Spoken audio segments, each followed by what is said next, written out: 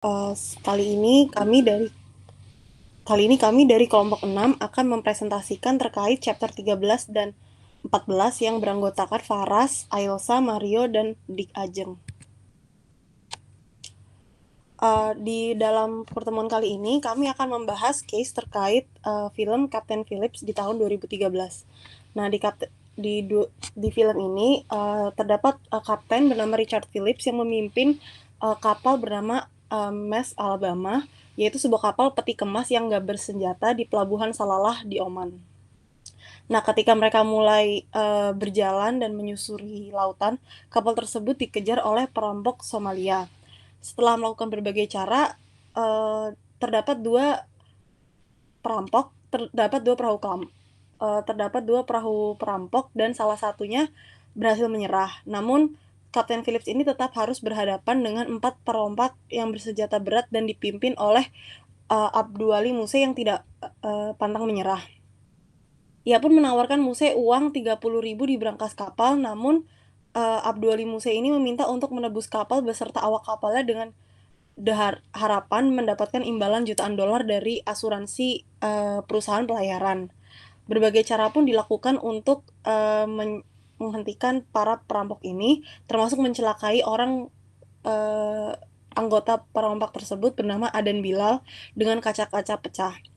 Namun Kapten Phillips pun berhasil ditawan dengan sekoci oleh para perampok tersebut yang berhasil kembali menuju Somalia meskipun pada akhirnya dihentikan oleh pihak Amerika.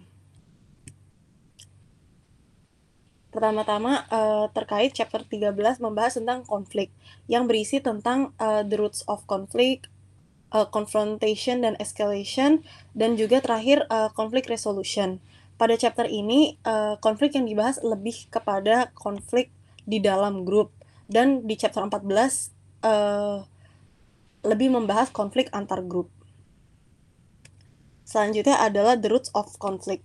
Konflik ini tampaknya menjadi konsekuensi yang tidak terhindarkan dari kehidupan kelompok. Individu-individu ini berinteraksi satu sama lain, terkadang minat dan preferensi mereka yang beragam ini dapat menarik ke arah yang berbeda masing-masing. Sehingga kadang-kadang bukannya bekerja sama, mereka malah harus bersaing satu sama lain.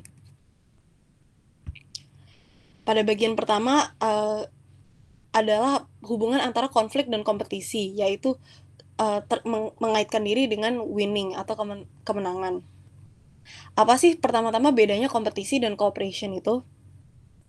Nah, cooperation itu adalah situasi di mana kesuksesan salah satu personal meningkatkan kesuksesan anggota yang lain. Nah, cooperation ini itu bisa menghasilkan motivasi-motivasi untuk berbagi, terus mempercayai satu sama lain dan berkolaborasi. Kompetisi di sisi lain adalah situasi di mana kesuksesan dianggap apabila kinerja salah satu personal atau individu itu lebih baik dibandingkan yang lain. Nah, kompetisi ini menghasilkan sisi keegoisan, kecurigaan, dan keterasingan.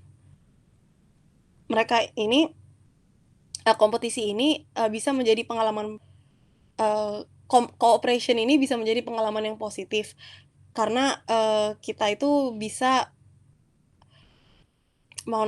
kompetisi itu bisa menjadi pengalaman yang positif karena kita itu meningkatkan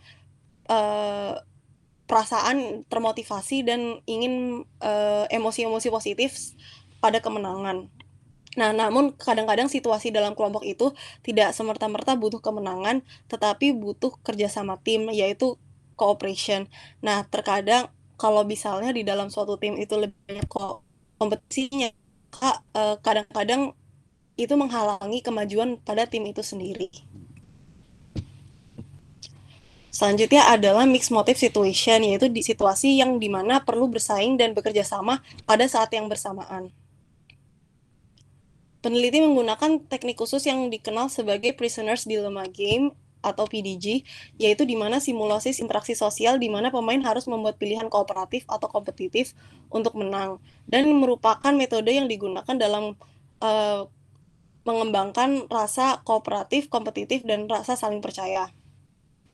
Contohnya adalah di scene di mana pada film Kapten Phillips ini sebenarnya ingin bekerja sama dan di sisi lain juga ingin mengalahkan perampok, dan namun karena tidak tahu harus apa, ia harus bekerja sama dan mengikuti apa yang diinginkan perampok. Pada film dijelaskan pada scene di mana perampok ini menginginkan untuk mengelilingi kapal dan mencari awak-awak kabin. Namun di sisi lain juga Kapten Phillips telah menyembunyikan awak-awak kabinnya. Opsi manakah yang biasanya dipilih kebanyakan orang pada Prisoners Dilemma game ini? Yaitu bergantung pada hubungan antara anggota, harapan mereka, kepribadian, dan berbagai faktor lainnya. Beberapa ada yang bekerja sama, ada yang memutuskan untuk bekerja sama, tapi terkadang beberapa ada yang memutuskan untuk bersaing dengan proporsi cooperation dan kompetitif yang berbeda-beda, tergantung pada faktor-faktor tersebut. Selanjutnya adalah behavioral assimilation, yaitu masih berhubungan dengan Prisoners Dilemma game, yaitu saat orang menghadapi PDG tadi yang berulang-ulang itu, mereka biasanya sudah bisa melihat pilihan pasangan mereka sebelumnya. Dan hal itu mempengaruhi pilihan mereka. Asimilasi dalam perilaku terjadi saat pilihan anggota kelompok itu selalu sinkron sehingga dapat diperkirakan. Nah, selanjutnya adalah norm reciprocity, atau bisa dibilang adalah hubungan timbal balik, atau mungkin dalam definisinya adalah sesuatu untuk disalahkan atau untuk diakui pada proses asimilasi. Biasanya hal ini dimaksudkan misalnya nanti apabila orang membantu tapi mengharapkan dibantu di masa depannya, atau juga biasanya apabila disakiti saat ini ingin membalas menyakiti pada masa depan. Hal ini bisa tergambar pada peribahasa an eye for an eye atau a tooth for a tooth. Nah, sayangnya timbal balik negatif itu cenderung biasanya lebih kuat daripada timbal balik positif. Maksudnya adalah apabila orang disakiti, terkadang ia akan lebih sangat ingin membalasnya dibandingkan orang ingin membalas kebaikan yang telah orang lain lakukan. Nah, asimetri timbal balik ini biasanya lebih besar lagi apabila kalau misalnya orang itu lebih percaya yang dilakukan itu secara sengaja. Misalnya adalah pada scene di mana Bilal melindungi Kapten Phillips. Bagaimanapun caranya Kapten Phillips tidak boleh mati karena secara sengaja dan secara berani Kapten Phillips itu ingin mengobati Bilal di hadapan teman-teman perampoknya. Selanjutnya adalah social value orientation, yaitu kecenderungan dispositional untuk merespon pengaturan konflik secara pro-self atau pro-social. Nah, terdapat 4 orientasi pada social value orientation ini. Yang pertama adalah individualist, di mana mereka ini itu pro-self dan hanya peduli dengan hasil mereka sendiri. Selanjutnya adalah kompetitor, di mana mereka ini adalah orang-orang yang pro-self dan berusaha untuk memaksimalkan hasil mereka sendiri, tetapi meminimalkan hasil orang lain. Yang ketiga adalah cooperators. Cooperators ini adalah orang yang secara bersamaan pro-sosial dan pro-self, sehingga selain mereka untuk dirinya sendiri emang berusaha untuk memaksimalkan hasil, juga mereka juga melihat orang lain itu juga harus memaksimalkan hasilnya. Dan yang terakhir adalah altruist, di mana mereka ini adalah orang-orang yang pro-social namun tidak pro-self, sehingga kadang-kadang mereka ingin membantu orang lain tetapi melupakan bahwa dirinya itu harus berkorban. Selanjutnya kita membahas hubungan konflik terhadap yang ditimbulkan oleh resources. Nah, kehidupan berkelompok itu pada dasarnya emang merupakan dilema sosial. Sebagai individu itu, anggota-anggota mencoba mengambil sumber daya, tetapi berusaha untuk sedikit mungkin mengeluarkan usaha yang ingin diberikan. Tetapi di sisi lain, sebagai anggota kelompok itu, mereka merasa harus memberikan kontribusi pada kelompok karena mereka sadar apabila mereka egois itu, mereka dapat menghancurkan kelompok tersebut. Hal ini bisa tergambarkan sebagai di dalam kapal Alabama tersebut, para awak kabin sebagai resources yang ada di situ, mereka itu sebetulnya tidak setuju apabila harus berhadapan dengan, eee, para perampok karena itu terlalu membahayakan. Tetapi mereka tidak punya pilihan dan mereka tahu mereka harus menyelesaikan konflik batin mereka itu dan tetap bersama-sama untuk melindungi satu sama lain, dikarenakan, eee, apabila mereka egois dan mereka tidak ingin bersembunyi, mereka akan menghancurkan semua semua pelindungan pada kapal tersebut. Yang pertama-tama adalah common dilemmas. Common dilemmas ini adalah, dilema sosial yang, mereka itu dapat memaksimalkan hasil mereka dengan mencari tujuan pribadi daripada tujuan kolektif, tetapi kalau misalnya terlalu banyak individu yang bertindak egois itu, maka semua anggota kolektif akan mengalami kerugian di jangka panjang. Contohnya apabila, pada suatu ladang, apabila, masing-masing penggembala membawa dombanya sedikit, maka rumput akan cukup.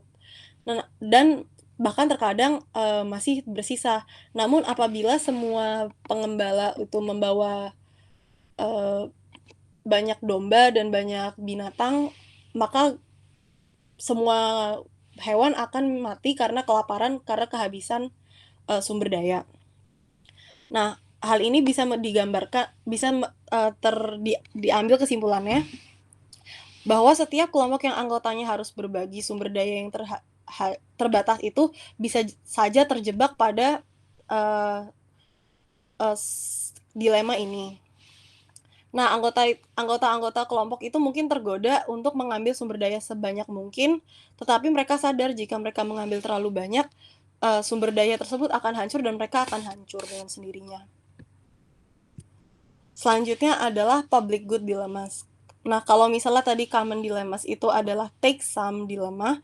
Nah, kalau, pada public good dilemmas ini mereka adalah give some dilemma, yaitu di mana anggota diminta untuk berkontribusi ke grup, tetapi terkadang, anggota-anggota ini tidak memenuhi, perintah tersebut. Apabila semua anggota tidak memberikan, kontribusi yang layak, maka tujuan tidak dapat dipenuhi dan bahkan terkadang-kadang banyak yang tidak berkontribusi sama sekali namun tidak dapat dikesampingkan karena tidak dapat berkontribusi tersebut. Nah, orang-orang tersebut disebut free riders. Nah, aksi free riding ini bisa memicu konflik kelompok karena sebenarnya aksi free riding ini dapat menular pada beberapa anggota grup yang iri dan melihat bahwa apabila ada anggota lain yang tidak berkontribusi, maka mereka dapat mengurangi kontribusi mereka sendiri. Bahkan terkadang mereka menarik diri dari grup tersebut. Selanjutnya adalah fairness dilemma. Fairness dilemma ini, bisa dinilai berdasarkan dua bentuk, social justice, yaitu procedural justice, yaitu menilai berdasarkan alokasi sumber daya, dan juga, distributive justice, yaitu bagaimana membagi, berdasarkan imbalan dan cost. Nah, kalau procedural justice ini bisa, dipenuhi dengan misalnya memutuskan keputusan dengan hati-hati, mencari semua data yang dibutuhkan, dan mendiskusikan masalah dengan semua pihak terkait. Maka keputusan yang diambil adalah keputusan yang adil. Sedangkan untuk mendapatkan keputusan yang adil pada distributive norm, itu dibagi menjadi 4, yaitu equity, equality, power, dan need. Nah, pada equity ini, grup memberi lebih banyak kepada anggota yang telah berbuat untuk grup. Jadi semakin banyak kontribusinya akan mendapatkan hal yang lebih banyak. Berbeda dengan equality, yaitu equality itu semua anggota mendapatkan hal yang sama apapun kontribusinya. Anggota yang memberikan kontribusi lebih sedikit kepada kelompok sering berargumen untuk mendukung equality. Sedangkan mereka yang berkontribusi lebih, kadang-kadang mereka lebih menyukai untuk, mendapatkan dengan pembagian norma equity. Selanjutnya adalah distribusi berdasarkan power, di mana grup itu mengalokasikan sumber daya yang lebih kepada mereka yang memiliki otoritas lebih. Dan selanjutnya adalah, need, di mana kelompok itu mempertimbangkan tingkat kebutuhan berdasarkan kebutuhan masing-masing anggotanya. Selanjutnya adalah responsibility dilemmas, yaitu kadang-kadang ketika sudah selesai dan mencapai tujuan suatu kelompok, para anggota itu sering memperdebatkan siapa saja yang pantas dihargai, atau apabila mendapat kegagalan, siapa saja yang pantas disalahkan. Nah, anggota-anggota ini tuh harus mengidentifikasi faktor-faktor yang berkontribusi pada setiap anggota.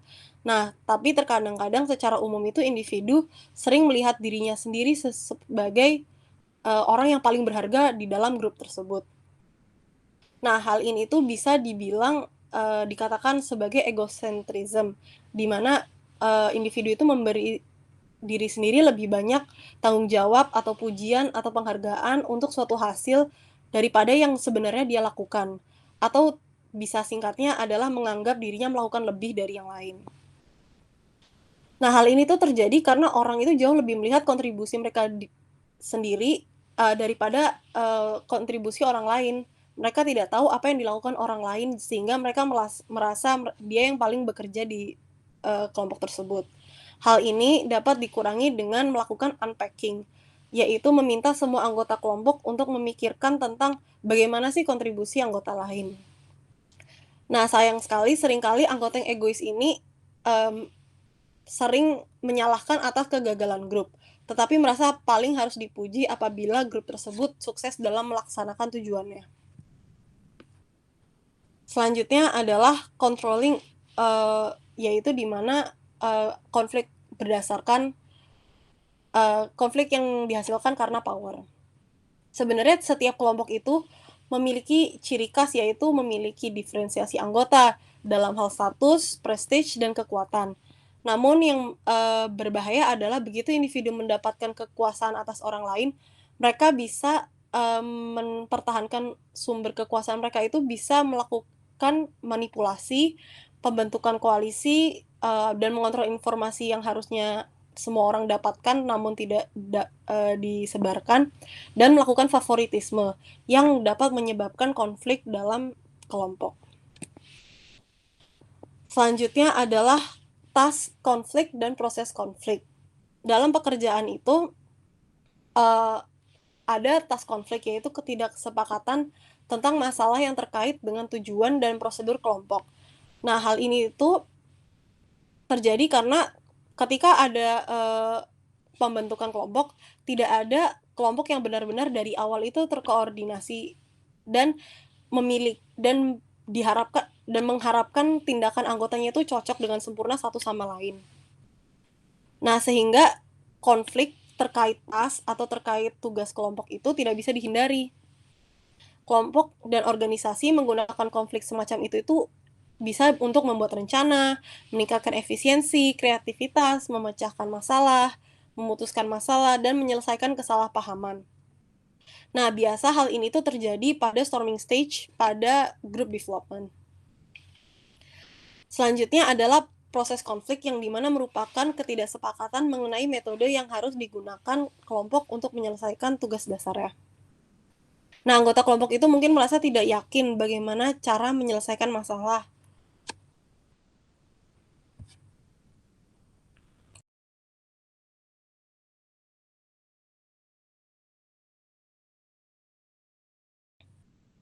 Saya lanjutkan. Anggota tidak menyukai kadang-kadang juga anggota tidak setuju terkait peran yang ada di dalam kelompok. Dan mereka mencoba mengubah posisi dan tanggung jawab mereka.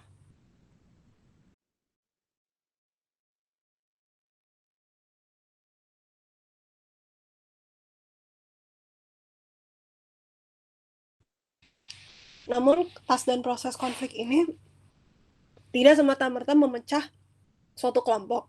Bahkan terkadang konflik ini dapat membuat mereka bersatu dengan mereka dapat memahami perspektif satu sama lain. Selanjutnya adalah relationship conflict, yaitu terkait liking and disliking. Nah, relationship conflict ini adalah perselisihan antar pribadi yang terjadi ketika anggota kelompok tidak menyukai satu sama lain. Ada penelitian yang melakukan dan membuktikan bahwa lebih dari 40 perselisihan mereka pada kelompok itu sebetulnya berdasar pada permusuhan individu antara pelaku tanpa referensi khusus ke masalah lain, atau sebenarnya benar-benar subjektif. Nah, penyebabnya itu terkadang mereka tidak menyukai kualitas personality orang lain seperti moody, kompulsif, atau dirasa tidak mampu, kesulitan komunikasi, dan dirasa ceroboh. Contohnya adalah pada scene pada Captain Phillips di mana Naji sebagai orang yang sangat tegas itu tidak menyukai Muse pada sifatnya yang hanya berbicara dan suka mengulur-ngulur waktu. Sedangkan Naji sendiri sangat uh, cepat dalam memutuskan. Selanjutnya akan dijelaskan oleh rekan saya Faras.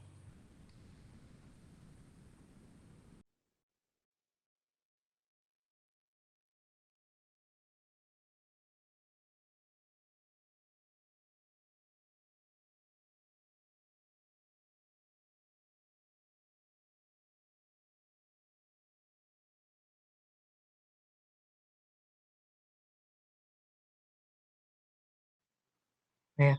Nah, sekarang masuk ke confrontation and escalation. Next.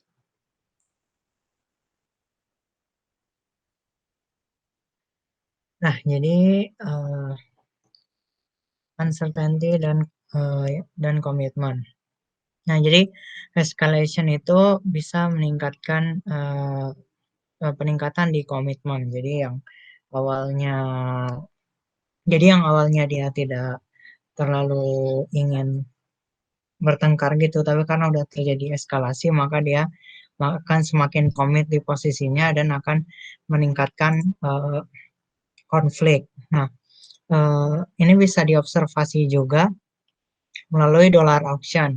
Jadi kalau dollar auction itu dia eh, ada orang-orang akan melelang harga melelang sebuah dolar. Nah, tapi ada sebuah aturan khusus. Jadi orang yang eh, harga lelangnya paling tinggi dia yang dapat dolarnya.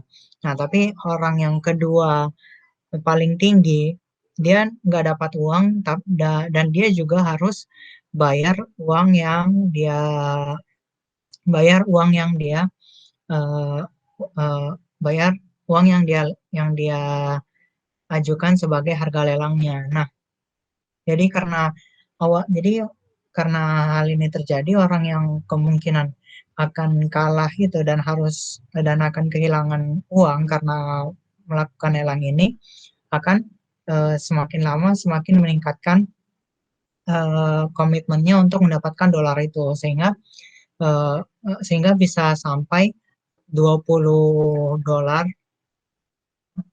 hanya karena tidak ingin hanya karena 1 dolar. Jadi saking tidak ingin mendapatkan kekalahan itu atau kehilangan uangnya, jadinya dia justru mendapatkan kerugian yang lebih besar lagi. Nah, lalu bisa juga terjadi namanya reactance. Ini bisa terjadi kalau misalnya ada seseorang yang kayak dipaksa untuk setuju sama sesuatu. Jadi kalau misalnya dia bilang, oh, mestinya A nih. Nah, ini bisa menyebabkan orang yang pendapatnya B itu menjadi lebih memilih untuk tidak setuju dan mengatakan bukan, mestinya B. Tapi sementara kalau misalnya dia bilang dengan lebih santai kayak eh, aku lebih prefer untuk pergi ke restoran A, nah maka B itu juga cenderung tidak akan terlalu menolaknya. Hal ini terjadi karena seseorang itu akan mendapatkan kembali kebebasannya dengan cara menunjukkan bahwa dia memiliki otonomi terhadap dirinya sendiri, kayak gitu. Oke, next.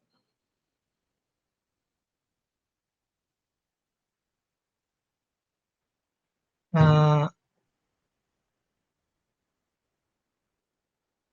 Next.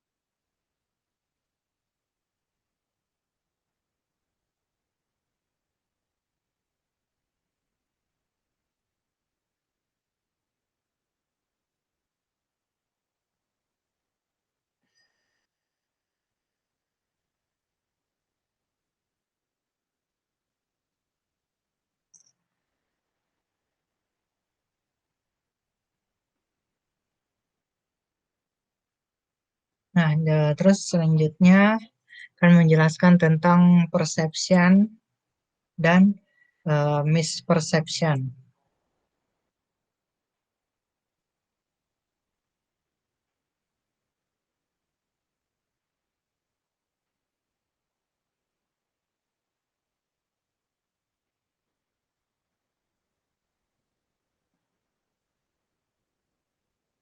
Jadi kalau perception ini dia, jadi setiap orang itu biasanya akan memiliki persepsi kepada anggota lainnya.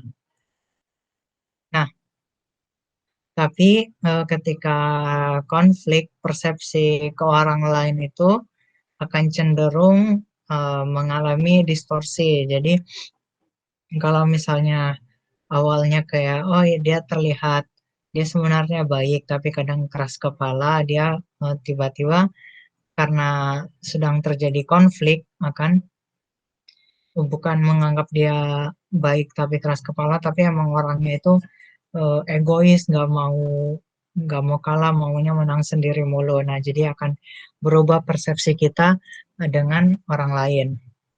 Nah, eh, lalu ini namanya adalah misattribution.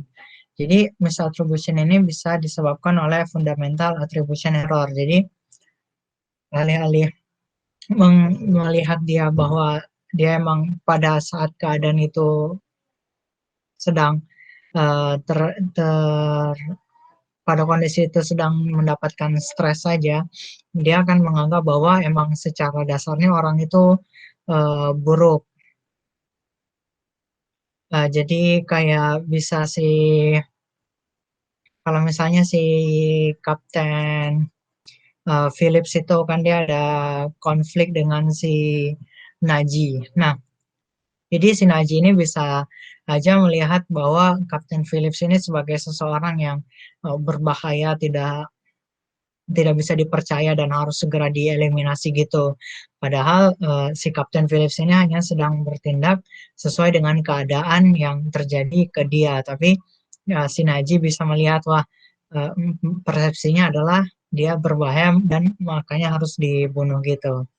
Nah, lalu misperceiving motivation. Jadi kan tadi udah dijelaskan ada SVO SVO itu. eh, jadi kalau misalnya orang yang dia memiliki SVO-nya kompetitif, nah kalau misalnya orang yang SVO-nya kompetitif itu, maka dia cenderung akan tidak dia cenderung akan lebih sering untuk melakukan misatribusi. Jadi dia tidak berusaha membentuk persepsi yang benar terhadap seseorang, tapi dia justru berusaha meyakinkan dirinya sendiri atau mencari rasionalisasi untuk menganggap bahwa orang lain itu juga melakukan kompetisi dengan mereka. Kayak gitu. Oke, next.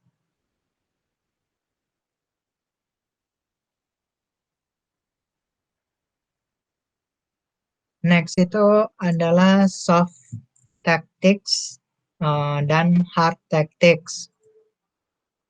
Jadi kalau jadi ketika terjadi konflik pastinya ada bakal memiliki uh, bakal memiliki taktik-taktik untuk misalnya melerai atau memenangkan konfliknya. Nah, biasanya kalau eh, biasanya kalau biasanya ya kita akan mulai dengan yang lembut-lembut dulu. Jadi jadi kita akan berusaha ngomong baik-baik, bicarain ke dia dulu, atau minta tolong, eh, kayak kalau misalnya ada orang yang eh, bertugas mengawasi gitu, kita bilang ke dia dulu, dilaporkan. Nah, tapi kalau misalnya soft tactic ini makin dia eh,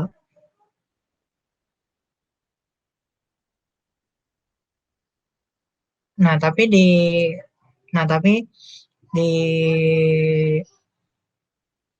tapi kalau misalnya konfliknya tidak selesai-selesai juga, dia akhirnya akan melakukan taktik yang lebih keras. Nah, biasanya yang akan melakukan taktik yang lebih keras ini kayak intimidasi, bullying itu biasanya ini udah bentuknya grup. Jadi kalau misalnya grup itu akan lebih cenderung untuk menggunakan taktik yang lebih keras dibandingkan individual.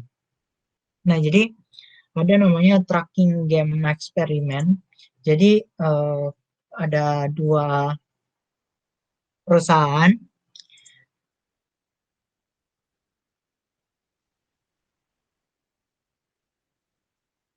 Jadi ada dua perusahaan. Jadi ada dua orang yang diminta untuk mengontrol dua perusahaan.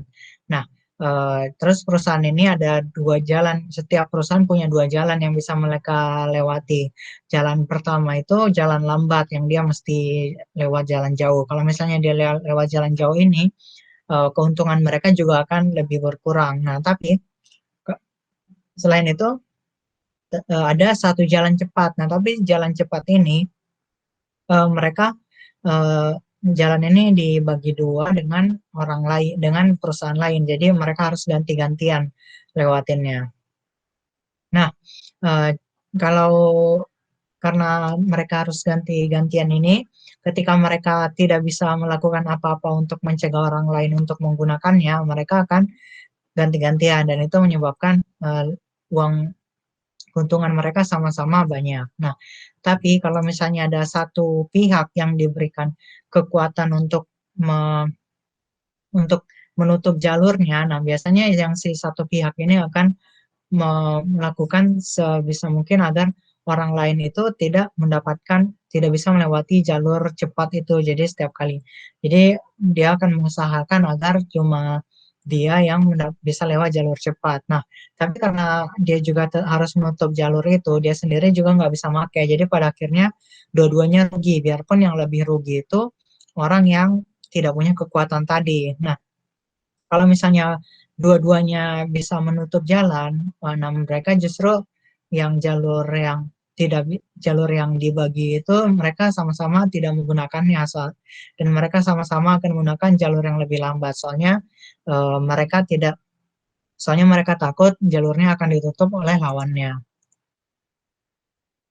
Jadi ketika kamu jadi kalau eh, jadi Kalau misalnya mereka menggunakan hard tactic, ya itu mereka akan berusaha untuk menghancurkan lawannya emang. Nah, lalu power and conflict. Nah, jadi kalau misalnya memiliki kemampuan untuk menekan orang lain, itu biasanya akan meningkatkan konflik.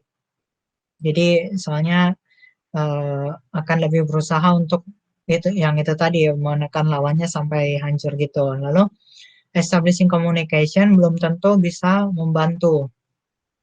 Soalnya ya kalau misalnya tidak ada mediasi atau tidak ada cara untuk menyelesaikan konflik, mereka justru malah bisa saling mengkomunikasikan ketidaksukaan mereka antar satu sama lain. Jadi justru bisa memperparah konflik. Eh,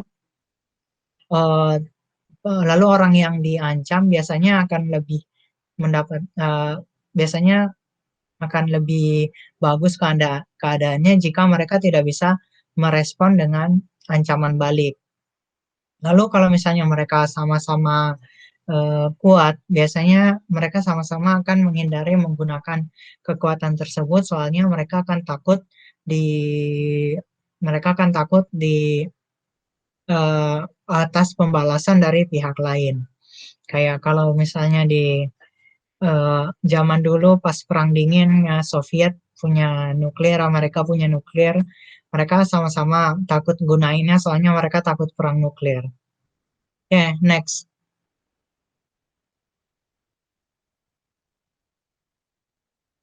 Nah, sekarang masuk ke reciprocity dan retaliation.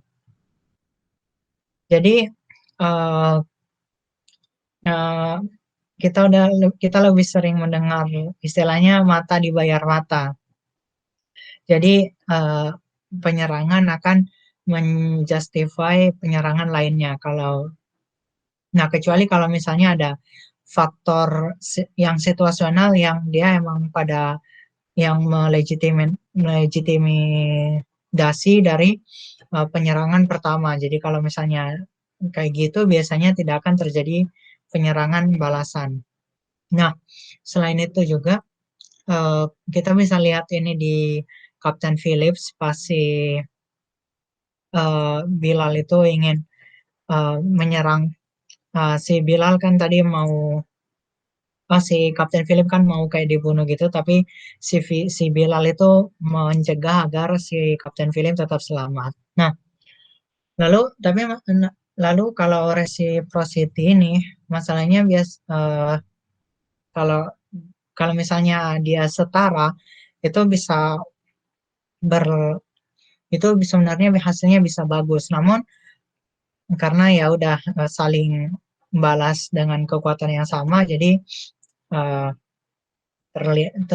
terdengar adil gitu. Nah, tapi masalahnya biasanya pembalasan itu akan lebih kasar gitu. Jadi maksudnya nggak sesuai, bis. Kadang dia terlalu keras pembalasannya atau terlalu lemah.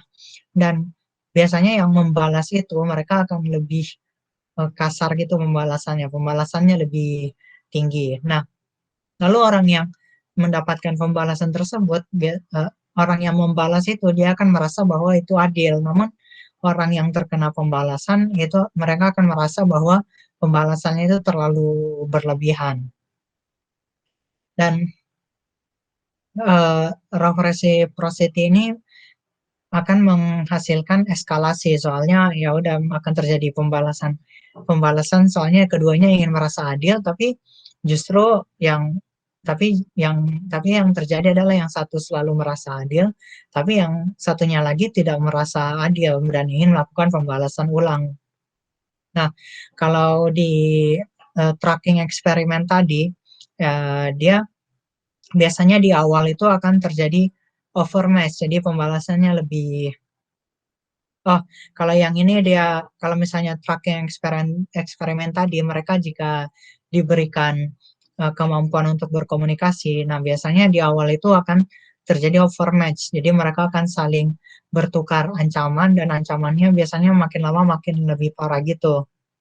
Nah, ini di awal terjadi untuk bisa bisa dikatakan sebagai memberikan warning kepada pihak lainnya agar jangan terlalu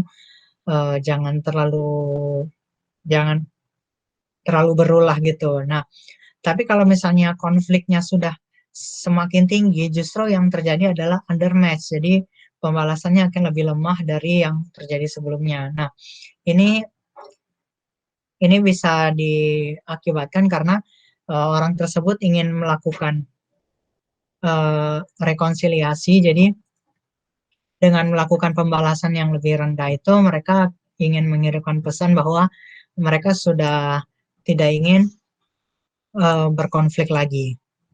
Oke, okay, next.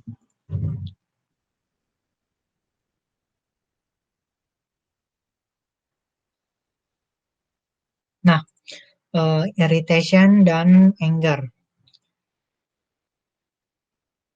Kalau misalnya konflik tentunya tidak lepas dari amarah gitu. Namun amarah ini bisa meningkatkan konflik di awal. Jadi karena kalau misalnya udah ada orang yang marah dan dia udah mengungkapkan kemarahannya itu, situasi yang awalnya dari bisa kooperatif itu akan langsung berubah menjadi sebuah konflik.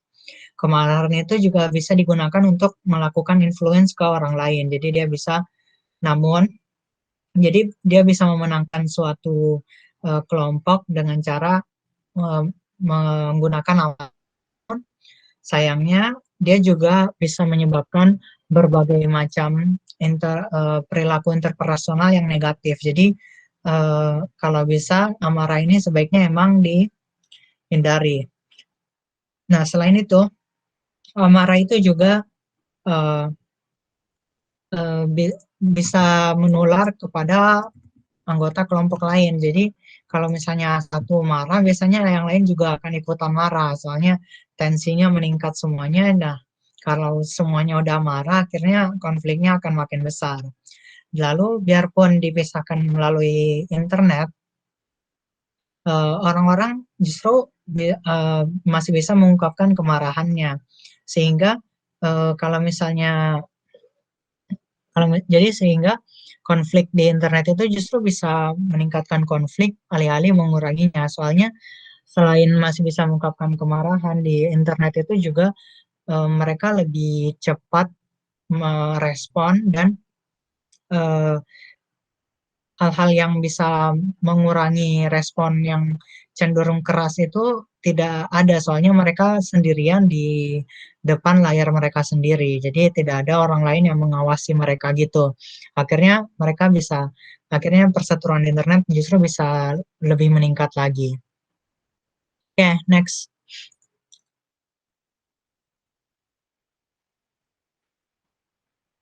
Nah, dari sedikit menjadi banyak.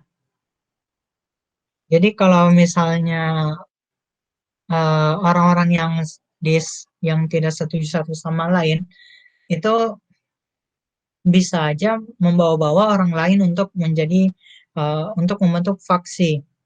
Jadi eh, kalau jadi karena untuk agar mendapatkan dukungan terbanyak di grup, si dua orang ini bisa membawa orang-orang lain untuk mendukung dia. Jadi orang-orang anggota grup yang awalnya netral akhirnya terlibat dan mendukung salah satu dari dua orang ini. Lalu biarpun terjadi multi party konflik, jadi kalau ada banyak partai-partai, ada banyak fraksi gitu.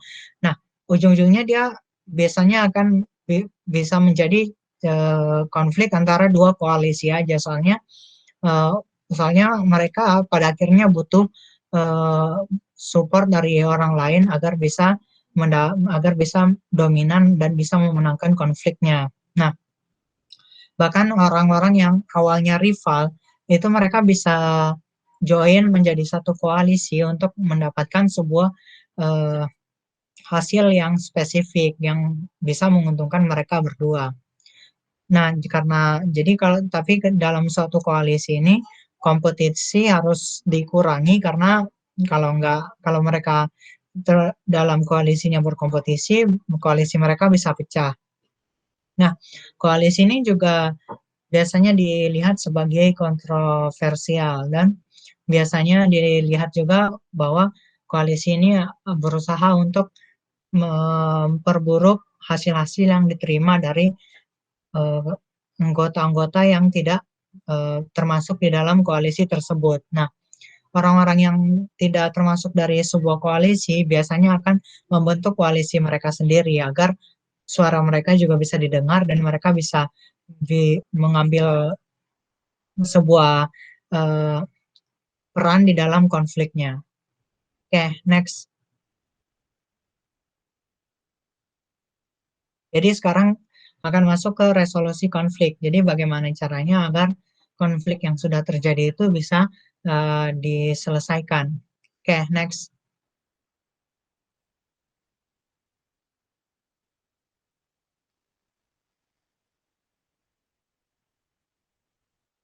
Nah, dari tadi yang awalnya adalah komitmen menjadi, jadi dari komitmen yang tadi udah didapatkan, gitu bisa diubah, bisa eh, disalurkan ke negosiasi.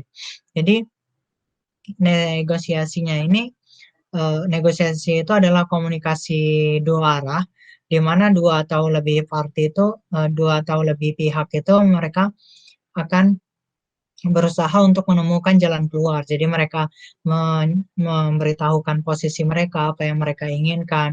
Lalu mereka juga akan saling memberikan solusi ataupun memberikan tawaran dan tawaran balik juga agar konfliknya bisa selesai. Nah, lalu ada dua jenis negosiasi.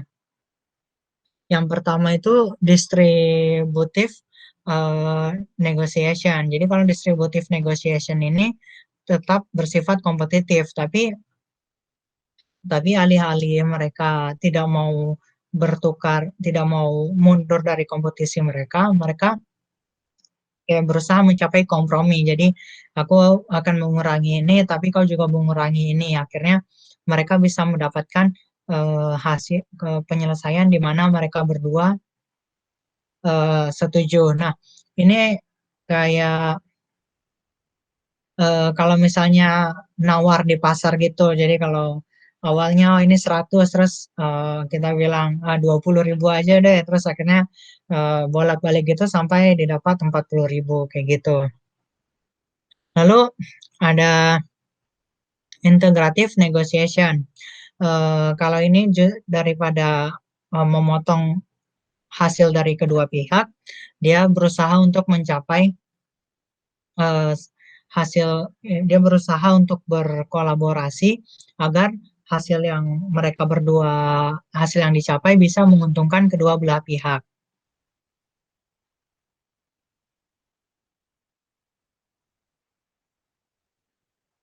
Nah, ini juga ada keuntungannya soalnya biasanya kalau misalnya kedua pihak untung, solusinya juga akan lebih mudah untuk dilakukan juga. Nah, lalu ada negotiation style. Yang pertama itu soft bargainer. Soft bargainer ini dia memilih lebih memilih untuk mempertahankan hubungan interpersonalnya. Jadi dia merasa bahwa negosiasi ini terlalu dekat dengan kompetisi. Jadi daripada mengejar self interest itu, dia akan lebih memilih untuk membiarkan orang lain untuk mendapatkan apa yang mereka inginkan dan menghindari konfrontasi agar bisa menjaga hubungan baik dengan pihak lainnya. Lalu ada hard bargainer. Kalau hard bargainer ini justru dia tidak peduli dengan hubungan interpersonal. Dia pokoknya pengen sesuatu dan dia akan mendapatkan itu kayak gitu. Jadi pokoknya dia pengennya ini dan akan berusaha negosiasi gimana caranya agar mendapatkan hal ini kayak gitu.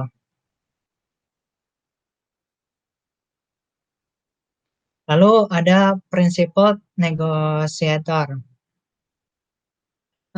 Kalau prinsipal negotiator ini dia lebih berusaha untuk mencapai hasil yang bisa terintegrasi di antara kedua belah pihak itu. Jadi alih-alih ber alih-alih berkomitmen kepada satu posisi, dia lebih memilih untuk dengan uh, melihat pandangan besarnya, lalu berusaha untuk menentukan apa yang lebih baik untuk mereka berdua. Jadi jadi prinsipal negosiator ini dia lebih memilih untuk mencapai suatu objektif, memilih untuk mencapai sebuah objektif dibandingkan dibandingkan dibandingkan mementingkan hubungan interpersonal atau suatu atau mementingkan suatu uh, keinginan yang ingin didapat. Jadi nggak kayak soft bargainer dan hard bargainer. Prinsip negosiator ini dia lebih melihat garis besarnya gitu. Nah, oke, next.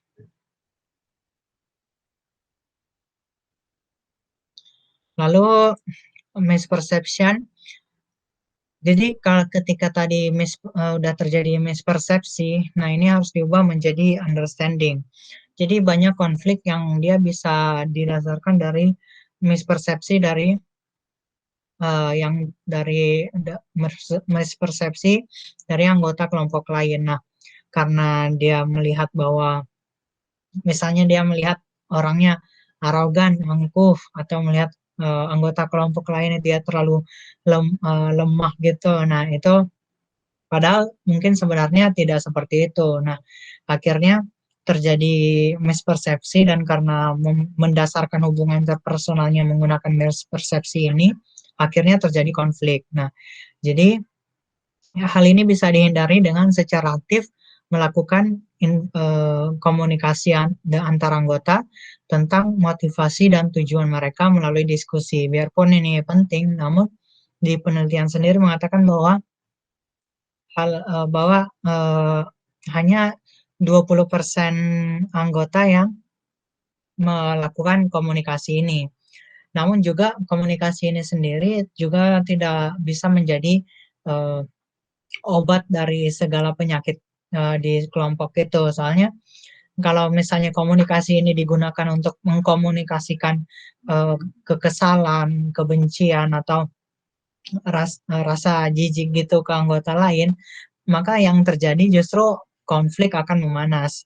Nah, tapi justru bermanfaat jika digunakan untuk membuat sebuah norma kooperatif dan meningkatkan rasa kepercayaan, kesatuan dan kohesi di dalam grup. Oke, next.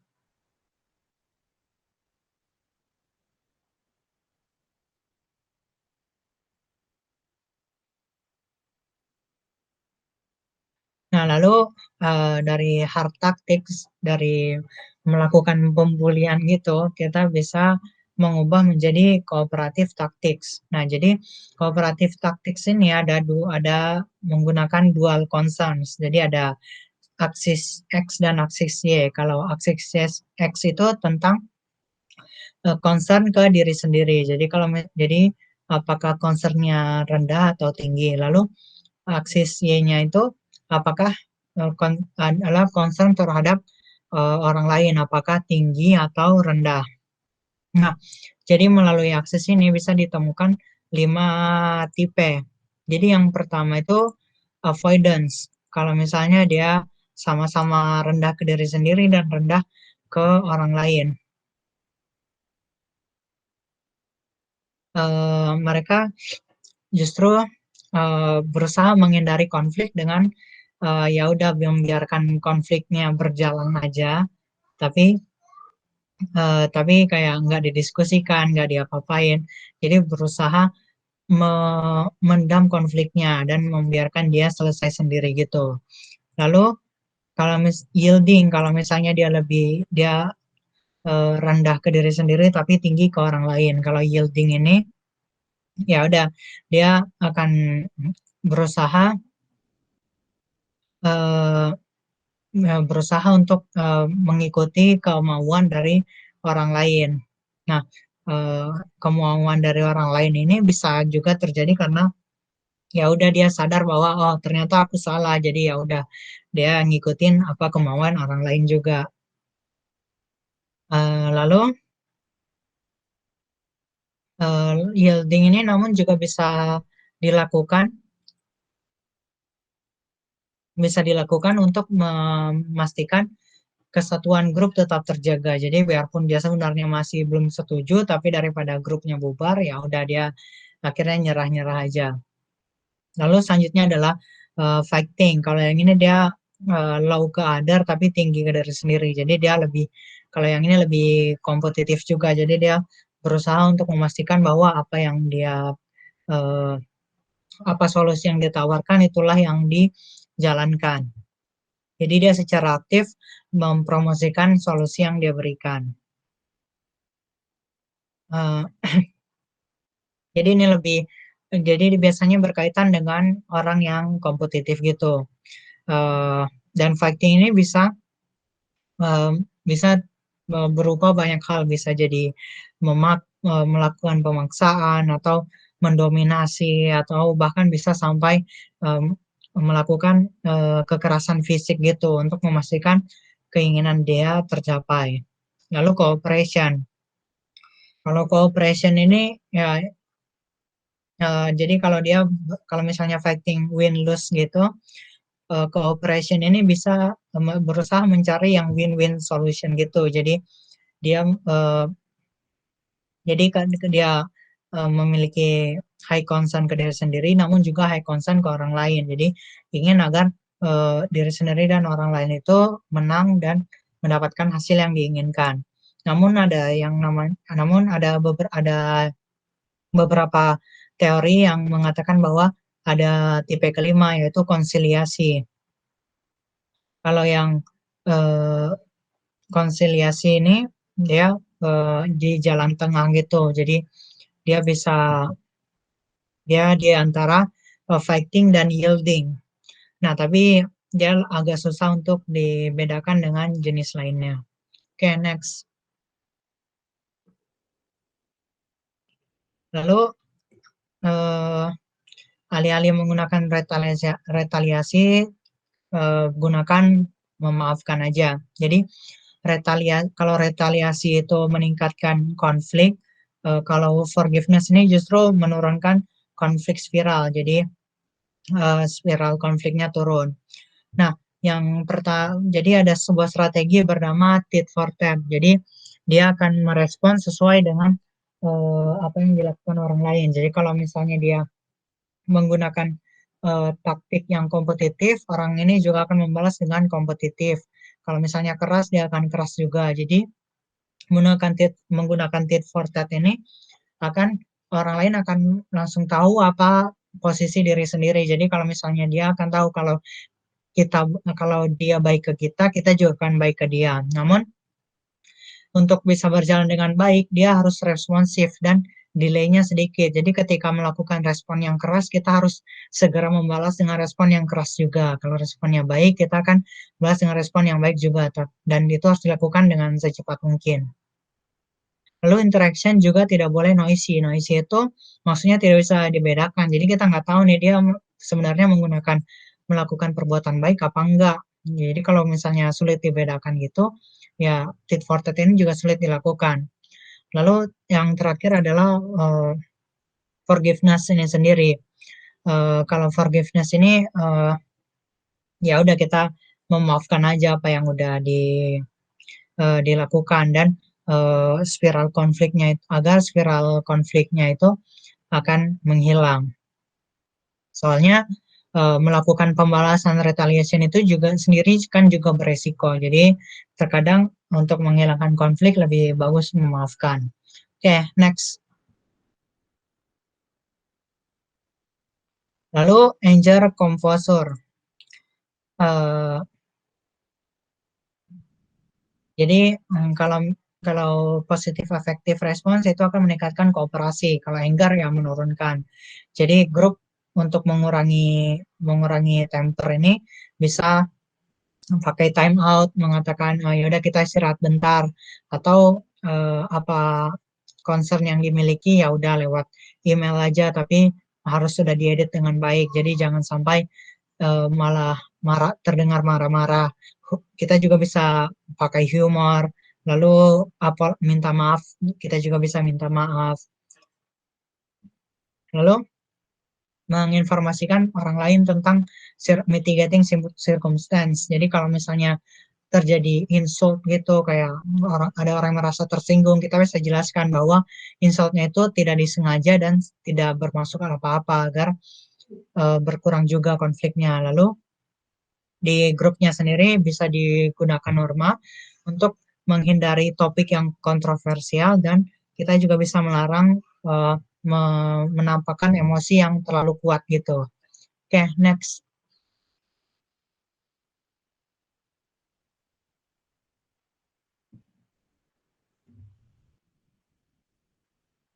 Nah, konflik ini juga bisa mengecil jika ada mediator yang membantu uh, anggota-anggota grup untuk mencapai solusinya.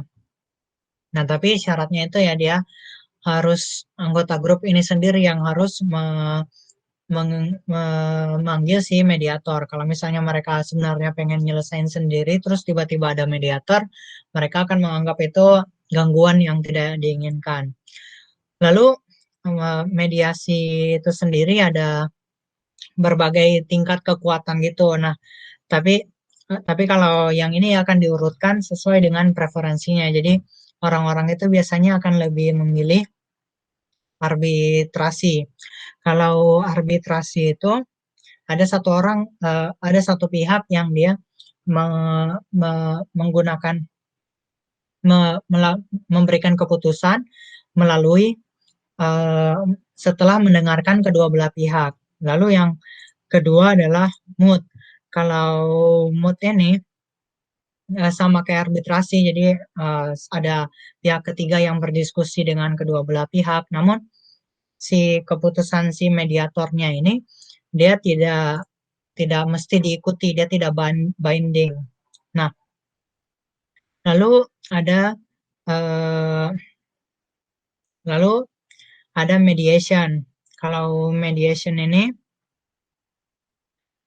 ya dia melakukan mediasi aja. Jadi uh, sama kayak mood ini dia lebih berperan sebagai fasilitator untuk memastikan kedua belah pihak bisa menemukan jalan keluar gitu. Nah, yang terakhir itu inquisitorial prosedur. Kalau yang ini sama kayak arbitrasi, tapi keputusan dari si pihak ketiga ini itu absolut harus dilakukan. Nah, lalu mediasi ini juga bisa tidak dapat bekerja dengan baik jika tingkat intensitas konfliknya ini sudah terlalu tinggi. Jadi kalau misalnya mereka udah pukul-pukulan gitu ya, biasanya mediasi tidak bermanfaat. Harus diredakan dulu konfliknya. Oke, next. Nah, terakhir kita akan membahas tentang nilai dari konflik. Nah, apakah konflik ini hanya buruk atau justru ada positifnya juga? Nah, jadi konflik ini memang tidak bisa di konflik ini memang tidak bisa dihindari. Jadi setiap grup itu dalam menjalankan tugasnya pasti akan terjadi konflik. Nah, konflik ini sebenarnya bisa meningkatkan positif group function jika dikelola dengan baik. Nah, tapi sayangnya sebagian besar konflik itu tidak bisa dikelola dengan baik. Jadi sebagian besar konflik yang terjadi justru memberikan keburukan itu lebih besar daripada kebaikannya. Nah, lalu apa impact dari sebuah konflik dalam sebuah grup itu juga tidak bisa diprediksi sampai kita mengetahui kapasitas dari grup tersebut dalam mengelola konflik itu sejauh apa. Jadi ya udah sebenarnya harus terjadi, biarpun bisa melakukan di awal bisa melakukan jaga-jaga gitu, kita harus menunggu konflik itu terjadi baru kita mengetahui apakah jaga-jaga yang kita lakukan itu sudah cukup dan sudah bisa mengelola konflik yang terjadi dengan baik apa enggak. Oke, selanjutnya akan dijelaskan oleh Mario. Ya, terima kasih Faras. Selanjutnya saya Mario Ditya akan membahas mengenai intergroup relation, yang akan menjelaskan mengenai intergroup konflik. Yang pertama, yang kedua intergroup bias, dan yang ketiga intergroup conflict resolution. Yang pertama yaitu mengenai competition and conflict. Di sini realistic group conflict theory adalah konsep yang menyatakan bahwa konflik antara kelompok bermula dari persaingan untuk mendapatkan sumber daya yang langka, dan ini menjelaskan bahwa perjuangan antar kelompok atas sumber daya yang langka itu pasti mengarah pada konflik. Nah, persaingan itu juga dapat memicu konflik antar kelompok dalam menggunakan kekuatan dan counterforce saat satu kelompok mencoba untuk mendominasi kelompok lainnya. Ya, ketika kompetisi di antara kelompok itu terjadi begitu kuat dan lebih intens daripada antara individu satu dan lain-lainnya, disebut the continuity effect, yaitu adalah efek di mana kelompok cenderung untuk menampilkan tingkat daya saing yang lebih besar dibanding daya saing yang ditampilkan oleh individu. Sosial psikologi Seth Inscott, John Skopler, dan teman-temannya mendokumentasikan discontinuity effect ini dengan menggunakan prisoner dilemma game yang kita sudah bahas, yang kita sudah pelajari sebelumnya, yaitu mengenai kemungkinan antara sekelompok lain dan kelompok lain dalam memenangkan game tersebut. Selanjutnya ada discontinuity across social interaction. Di sini tidak terbatas pada kelompok yang memainkan permainan konflik struktur saja. Saat memeriksa interaksi sosial sehari-hari melalui data yang telah dibuat partisipan dalam 1 minggu, tingkat kompetitif partisipan dalam terlibat dalam aktivitas kelompok lebih tinggi dibandingkan kompetisi 1 lawan 1. Seperti diagram yang ada di kanan bawah itu tersebut. Untuk grup itu akan kompetitif persennya paling tinggi. Dan penyebab discontinuity ini adalah biasanya keserakahan, ketakutan pada suatu kelompok, dan social identity yang setelahnya akan memperburuk konflik antar kelompok tersebut. Dilanjutkan oleh power dan domination. Di sini social dominant theory adalah sebuah pendekatan terhadap penindasan dan dominasi dan mengasumsikan bahwa konflik antar kelompok merupakan hasil dari ketegangan dinamis antara tingkatan hierarki suatu kelompok dalam masyarakat. Nah, konflik antar kelompok yang didasari oleh kompetisi dapat berlanjut pada competitive effect of dominance, yaitu sebuah siklus dominasi dan perlawanan. Ini terjadi pada sebuah bangsa, kelas, kelompok etnis, jenis kelamin, bahkan kelompok kecil dalam situasi eksperimental yang terkontrol. Untuk individual difference in social dominance, di sini orang yang memiliki penilaian yang berbeda akan kekuasaan dan status, beberapa menentang ketidaksetaraan, yang lain mendukung gagasan bahwa beberapa kelompok harus dominan dan orang lain ditindas. Nah, biasanya individu dengan social dominance orientation yang berusaha untuk memaksimalkan keuntungan kelompok mereka, terutama dalam hubungan dengan hasil kelompok lain.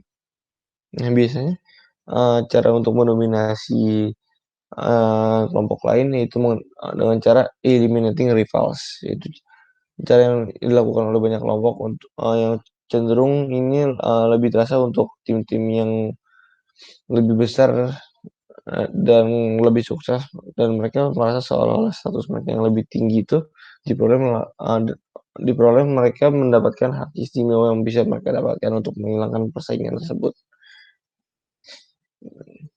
Nah, selanjutnya ada intergroup aggression. Yang pertama, the frustration aggression hypothesis. Itu adalah satu teori pertama yang menjelaskan agresi, berargumen bahwa kondisi lingkungan yang gagal menyebabkan perasaan frustasi yang kemudian mengakibatkan agresi. Nah, the general aggression model menunjukkan bahwa faktor lingkungan yang tidak ramah tersebut yang disandingkan dengan penilaian yang negatif dari situasi tersebut dapat meningkatkan agresivitas dalam suatu kelompok. Jika terjadi agresi, maka kelompok lain umumnya akan juga membalasnya.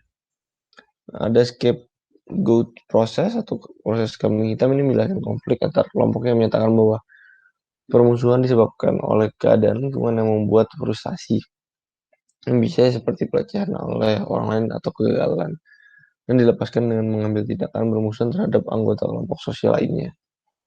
Nah, orang sering menyalahkan orang lain atas masalah mereka dan melampiaskan rasa frustasi mereka pada orang tersebut. Tetapi scapegoat proses ini terjadi ketika in-group sebagai keseluruhannya.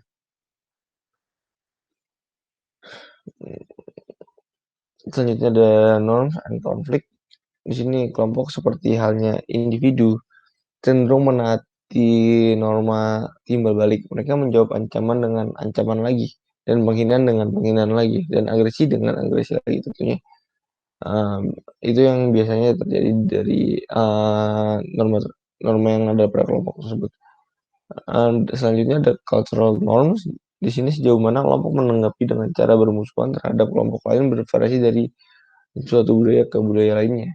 Ini penekanan budaya pada kehormatan, martabat, dan menyelamatkan muka juga dapat mempengaruhi bagaimana orang-orang di dalamnya menangani konflik tersebut. Di sini di buku ada 3 contoh cultural norms. Yang pertama hunter culture, di situ budaya di mana orang tuh berusaha keras untuk menghindari untuk menyinggung orang lain, tetapi akan menanggapi agresif jika mereka merasa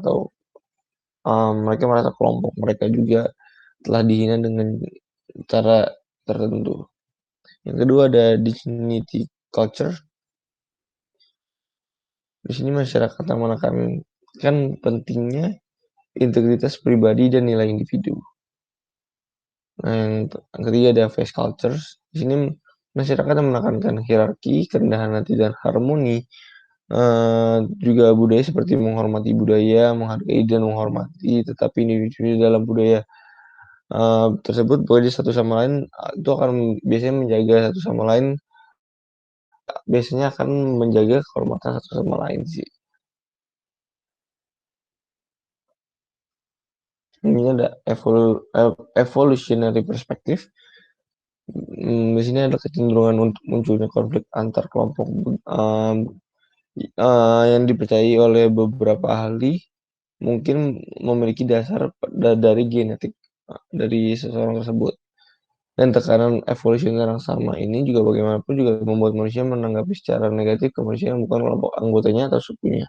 Biasanya terjadi di lingkungan kerja yang mungkin berbeda ras atau berbeda suku budaya yang itu bisa berasal dari genetiknya atau dari kebiasaan sejak kecilnya yang terbawa hingga ke suatu kelompok tersebut.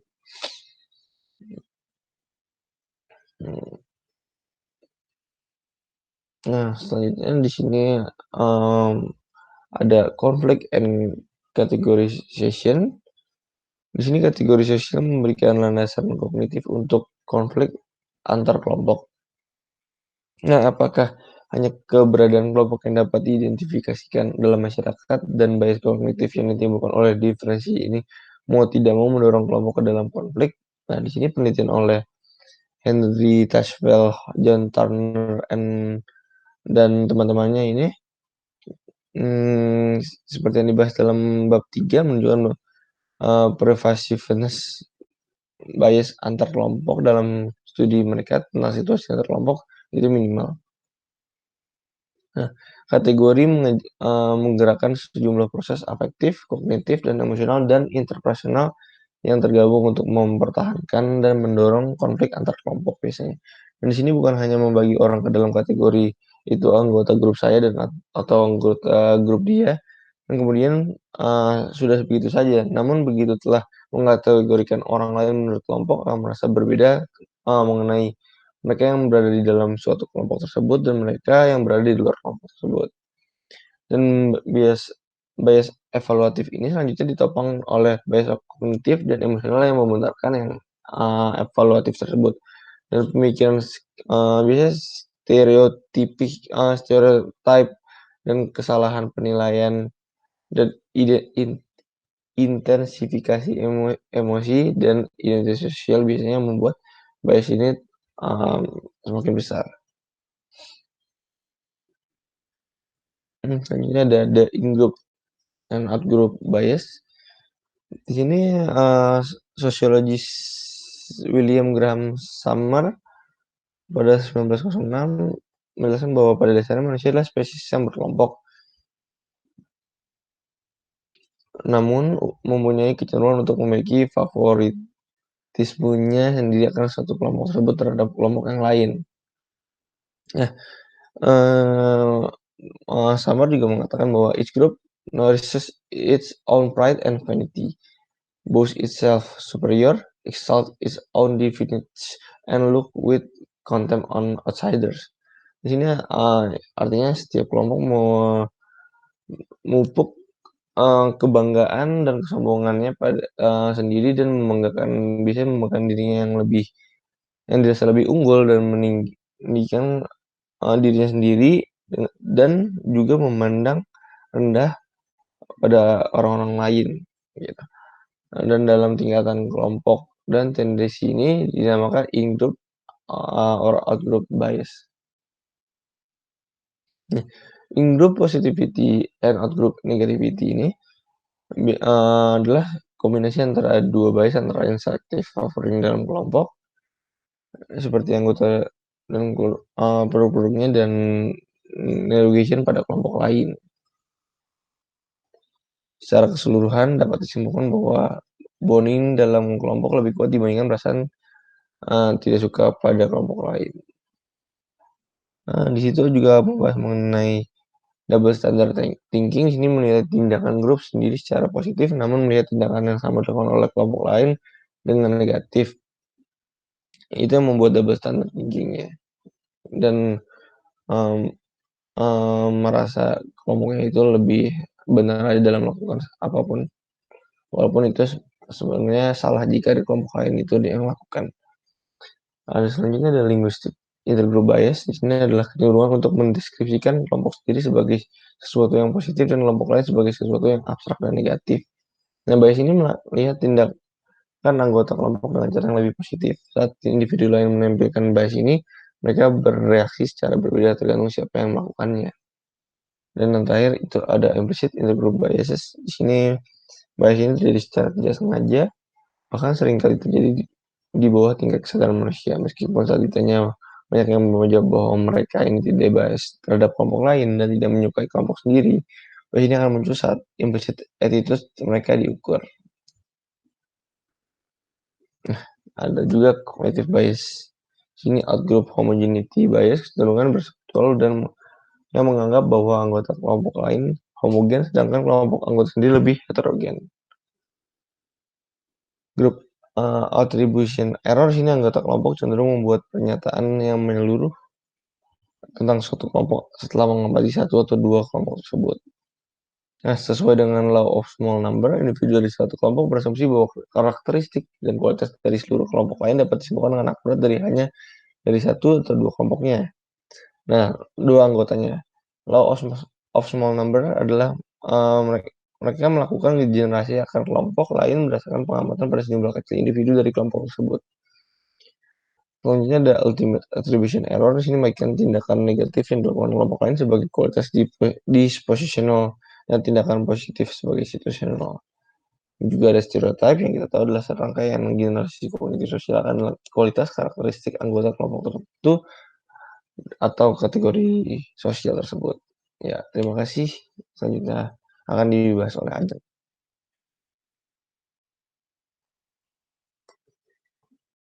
Baik, saya akan melanjutkan presentasi dari Kak Mario. Oke. Jadi saya ingin menjelaskan mengenai stereotip. Nah, stereotip sendiri merupakan serangkaian generalisasi kognitif yang dibagikan secara sosial. Contohnya kayak keyakinan dan harapan mengenai kualitas dan karakteristik anggota kelompok atau kategori sosial tertentu.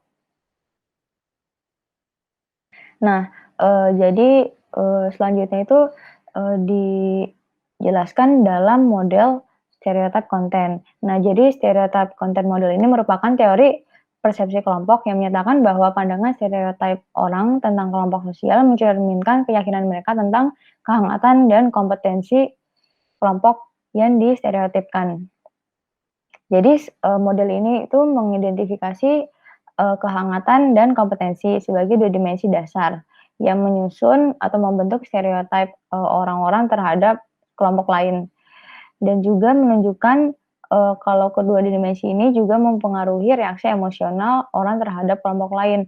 Contohnya kayak kalau misalkan high warmth dan high competence berarti reaksi yang akan ditunjukkan yaitu admiration. Lalu apabila kehangatannya tinggi tapi low competence, maka reaksinya itu lebih ke pity. Terus kalau misalkan high competence tapi kehangatannya itu rendah, maka reaksinya itu envy atau iri.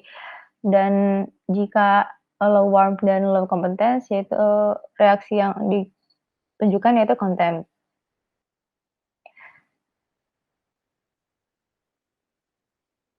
Selanjutnya saya akan menjelaskan mengenai exclusion and dehumanization. Jadi, individu ini biasanya, nggak mengakui negativitas mereka terhadap, anggota kelompok lain, tapi mereka, menunjukkannya itu melalui tindakan nonverbal mereka atau kecanggungan sosial dan kegugupan ketika, ada di hadapan outgroup.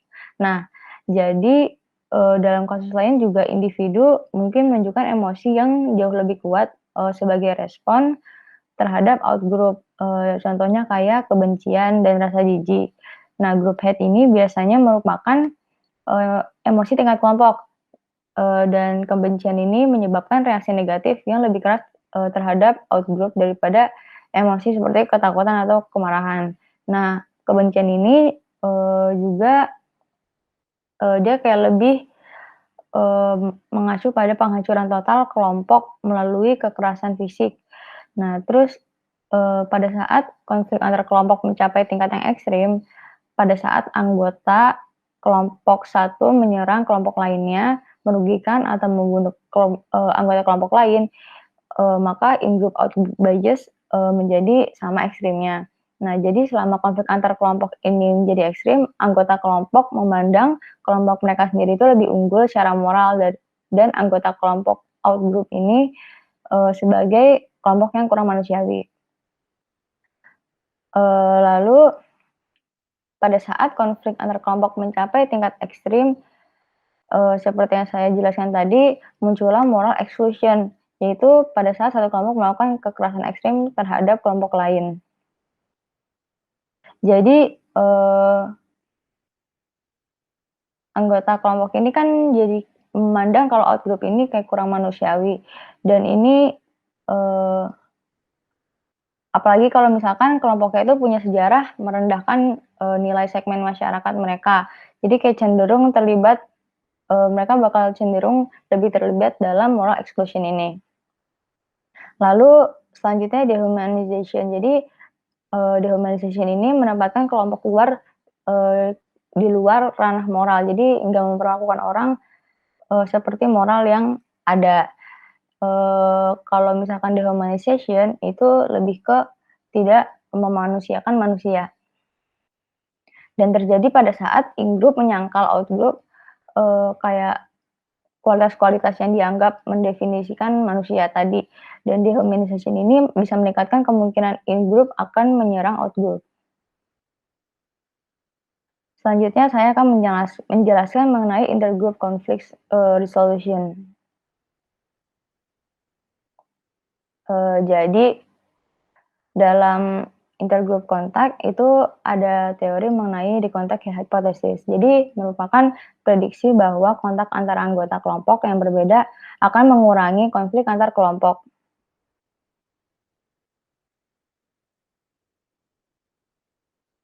Lalu, untuk membentuk kontak yang baik agar, kelompok ini tidak berkonflik, maka kita harus, creating positive contact. Nah, jadi ada 4 quality dalam creating positive contact. Yang pertama itu equal status. Maksudnya itu anggota kelompok harus sederajat dalam hal latar belakang, kualitas, dan karakteristik yang mempengaruhi prestis dan pangkat dalam situasi tersebut. Lalu yang kedua yaitu common goals. Jadi situasi harus melibatkan tugas bersama dengan tujuan yang sama, yaitu untuk kepentingan bersama, bagi kedua kelompok. Lalu yang ketiga itu cooperation. Jadi tugas itu harus membutuhkan interaksi lintas, kelompok dan saling ketergantungan tingkat tinggi. Lalu yang terakhir yaitu support of authorities, law or custom. Jadi norma-norma situasi harus mendorong interaksi yang positif dan norma-norma ini harus didukung secara eksplisit oleh pihak berwenang dan oleh kelompok itu sendiri.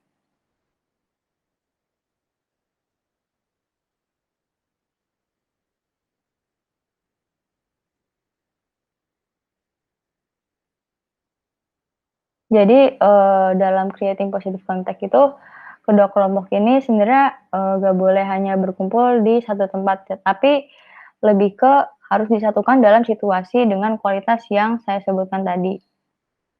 Lalu yang selanjutnya yaitu the effects of contact. Jadi contact method ini bisa berguna untuk mengurangi konflik. Makin banyak kontak, maka makin sedikit prasangka antar kelompok. Dan kontak ini memiliki dampak yang lebih kuat daripada konflik. Nah, contoh di filmnya itu pada saat Kapten Phillips ini mengobrol singkat dengan Moose. Jadi dia ini mengatakan bahwa sebenarnya mereka ini mau membajak kapalnya karena disuruh oleh atasannya dan sebenarnya dia itu pengen ke Amerika gitu. Jadi dari situ Kapten Phillips kayak agak merasa iba, jadi nggak prasangkanya itu sedikit berubah. Lalu kontak ini berfungsi sebenarnya paling efektif pada saat mengurangi kecemasan terkait konflik antar kelompok dan saat keanggotaan dalam dua kelompok menonjol bagi anggotanya. Tapi kontak ini bisa gagal jika anggota merasa terancam oleh outgroup dan tingkat kontak tidak cukup untuk meredakan kecemasan tersebut.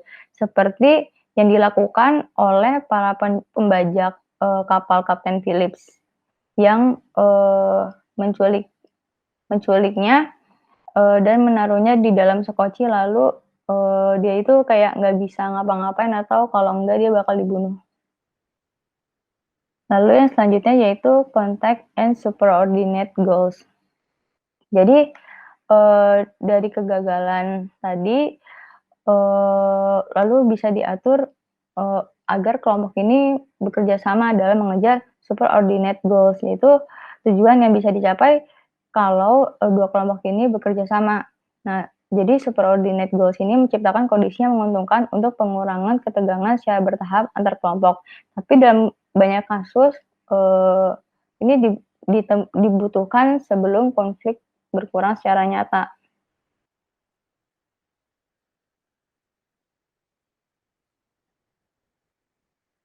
Lalu yang selanjutnya yaitu cognitive course for conflict. Jadi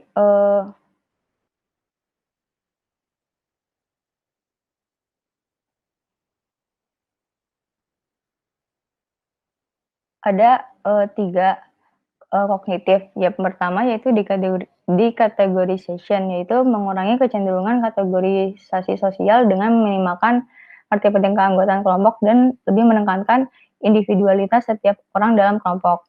Lalu yang kedua yaitu recategorization, yaitu pengurangan kecenderungan kategorisasi sosial dengan menghancurkan kelompok-kelompok yang berkonflik menjadi satu kelompok atau satu kategori.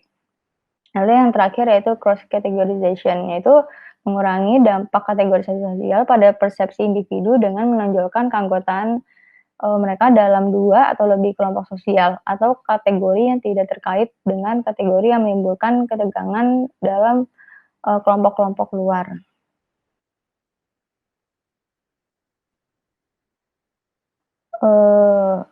Jadi cross categorization ini juga mendorong individu buat mengembangkan konsep yang lebih kompleks mengenai outgroup.